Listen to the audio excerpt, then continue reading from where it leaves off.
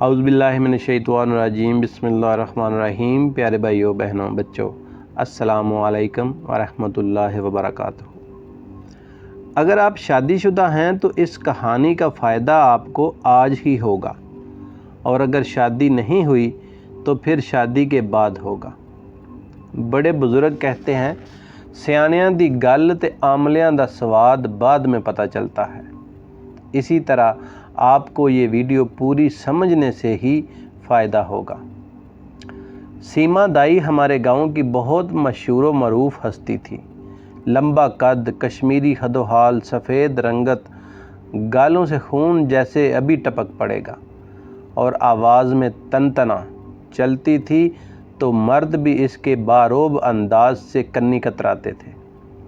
لیکن زمانے کی ترقی اور مریضوں کی زیادہ توجہ ڈاکٹرز کی طرف ہو جانے کی وجہ سے اب زچگی کا کام تو کم ہو چکا تھا، اور عمر بڑھنے کے ساتھ ساتھ زچہ کو دبانے یعنی کٹنے کا کام بھی اتنا نہیں رہا تھا، لیکن دبدبہ وہی تھا۔ زمانے کے بدلتے رنگ دیکھ کر سیما دائی نے شہر کی ایک سینئر لیڈی ڈاکٹر کے ساتھ رابطہ کر لیا، اور یوں جو گھرانے سیما پر اعتماد کرتے تھے، ان کے تمام کیسز اس کے مشورے سے سینئر لیڈی ڈاکٹر کے کلینک کی رونق بڑھانے لگے۔ لیڈی ڈاکٹر بھی سیما کا خیال رکھتی اور زچہ کا خاندان بھی سیما کو راضی رکھتا۔ کام کی نوعیت تبدیل ہونے کے باوجود اس کی روزی روٹی کا سلسلہ جاری تھا۔ دن ہو یا رات، کیس والے سیما کا دروازہ کھٹکھٹاتے۔ سیما اپنا بیگ سنبھالتی، شوہر کو آواز دیتی، سنو جی، بوئے نو جندرا لا لینا، میں کیس تے چلی ہاں۔ شوہر تابع داری سے سر ہلاتا، سیما کو خدا حافظ کہتا، دروازے کی کنڈی لگاتا، اپنے چاروں بچوں کی طرف شفقت سے دیکھتا، سر کھجاتے ہوئے جماہی بھر کر اپنی چارپائی پر دراز ہو جاتا۔ صبح بڑی بیٹی کے ہاتھ کی چائے پی کر فروٹ منڈی کا رخ کرتا، وہاں سے جو فروٹ سستا ملتا وہ لے آتا، اور اپنی پرانی لیکن صاف ستھری ریڑھی پر پھل سجاتے ہوئے سب سے بہترین پھل اپنے بچوں کے لیے الگ کر دیتا، اور باقی ریڑھی پر سجاتا۔ سبز رنگ کے کیلے دھوپ کی روشنی میں نکھر اٹھتے اور سبز سے سنہرے زرد میں رنگ میں تبدیل ہونے لگتے۔ اس پھل فروش کا کام چھوٹے سے شہر میں بہت زیادہ نہ تھا۔ گھر کا اصل ذریعہ معاش سیما کی ہنرمندی تھا، لیکن سیما نے کبھی شوہر کو کم کمائی کا تانا نہ دیا۔ کبھی شوہر نے بھی اپنی ہنرمند بیوی پر کوئی روک ٹوک نہیں لگائی۔ سیما کا کام ہی ایسا تھا کہ نہ دن دیکھتا نہ رات، لیکن شوہر کے اعتماد اور ساتھ نے سیما کے اندر ایسا رعب بھر دیا تھا کہ عورت تو عورت، کسی مرد کی بھی مجال نہیں تھی کہ سیما کی طرف ٹیڑھی آنکھ سے دیکھ سکے۔ جب میں نے اس شہر میں اپنی پریکٹس کا آغاز کیا، تب سیما دائی بوڑھی ہو چکی تھی۔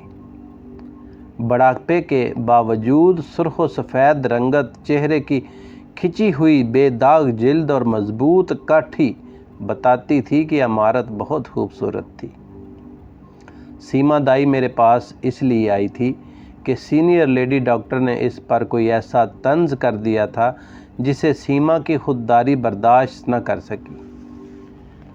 مروت پر وہاں تو خاموش رہی، لیکن اس روز وہ کیس سیما کے حوالے سے سینئر ڈاکٹر کا آخری کیس ثابت ہوا۔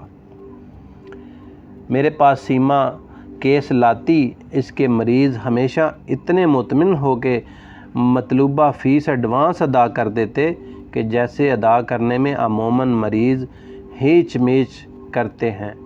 ایسے رضاکار ساتھیوں کی ہر ڈاکٹر کو ضرورت ہوتی ہے، اور نئے کلینک کے لیے ایسا ساتھ بہت عمدہ آغاز ثابت ہوتا ہے۔ اسی دوران ایک جوان مضبوط دائی نے شہر میں اس کی جگہ لینا شروع کر دی۔ اس کا نام کبرا تھا۔ وہ بھی پیچیدہ کیسز کے لیے میرے پاس آیا کرتی تھی۔ کبھی کبھار دونوں دائیوں کا آمنا سامنا بھی ہو جاتا۔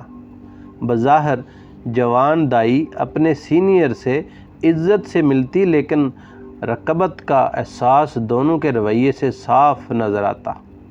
اسی دوران سیما کی بیٹیوں کے کیس بھی میرے پاس لائے گئے کہ اب یہ تعلق محض کاروبار نہ رہا تھا، ذاتی سے رشتے میں تبدیل ہو چلا تھا۔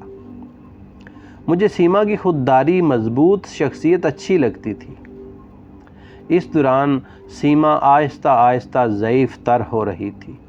ریٹائرمنٹ تو لے ہی چکی تھی، اب خود ایک مریض کی حیثیت سے ہسپتال آیا کرتی، مجھ سے بہت سے ذاتی باتیں بھی کرتی، بچوں کی بے وفائی اور زمانے کی بے ثباتی کا گلہ بھی کرتی، محروم شوہر کا ذکر کرتی تو اداس ہو جاتی۔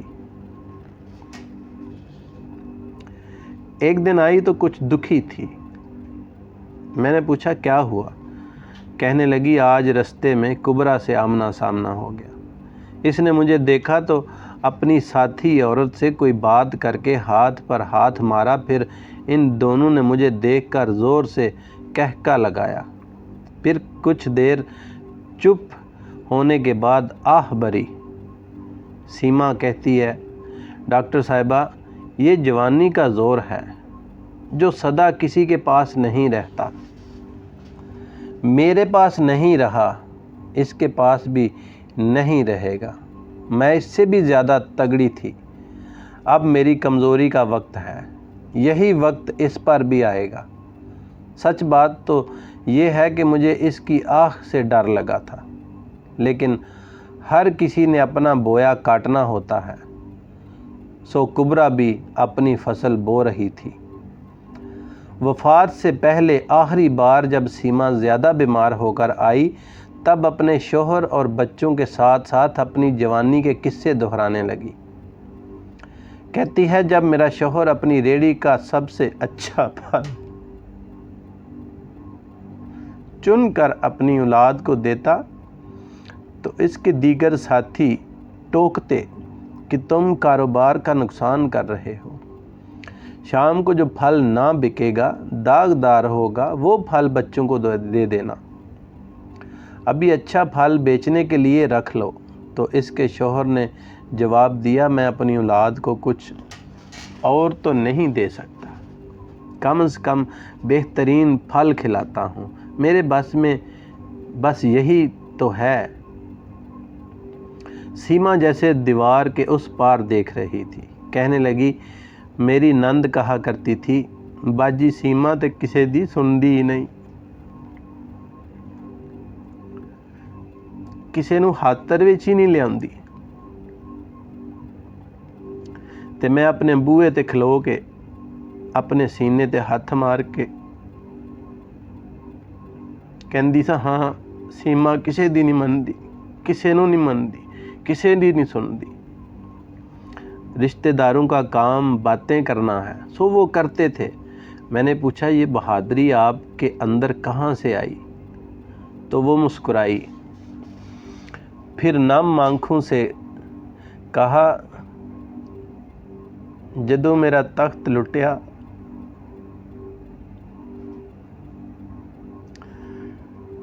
اوہی نند کہندی سی، باجی سیما ہن او نہیں رہی۔ ڈاکٹر صاحبہ، میرا مرد جدو فوت ہویا ادو میرا تخت کھو گیا سی، میری بہادری مک گئی سی۔ ਉਹਦੀ کمائی تھوڑی سی، لیکن ਉਹਦਾ ساتھ بہت ਵੱਡਾ سی۔ ਉਹਦੀ ਦਿੱਤੀ ਹਲਾ ਸ਼ੇਰੀ ਸੀ کہ میں دن رات شیر ہوئی پھرتی تھی، کوئی مینوں گل کر کے جاوے کتھے، میں منہ توڑ دیندی سا۔ میرا مرد جو میرے نال سی، ایک واری میں انہوں پوچھیا سی،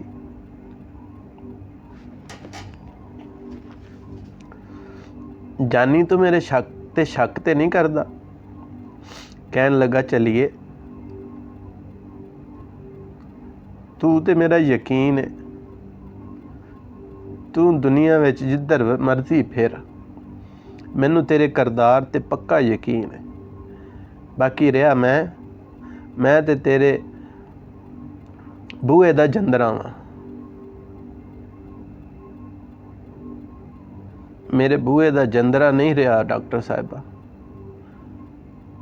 ਮੇਰੇ ਬੂਹੇ ਦਾ ਰਖਵਾਲਾ ਨਹੀਂ ਰਿਹਾ। ਬਸ ਸੀਮਾ ਵੀ ਮੁੱਕਣ ਵਾਲੀ ਹੈ।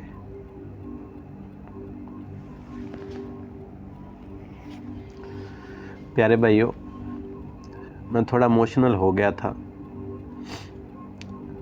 इसलिए कहीं कहीं अगर मेरी आवाज़ आपको भराई हुई लगे तो सॉरी यार। वीडियो अच्छी लगे तो लाइक ज़रूर करना यार। वीडियो देखने का बहुत शुक्रिया।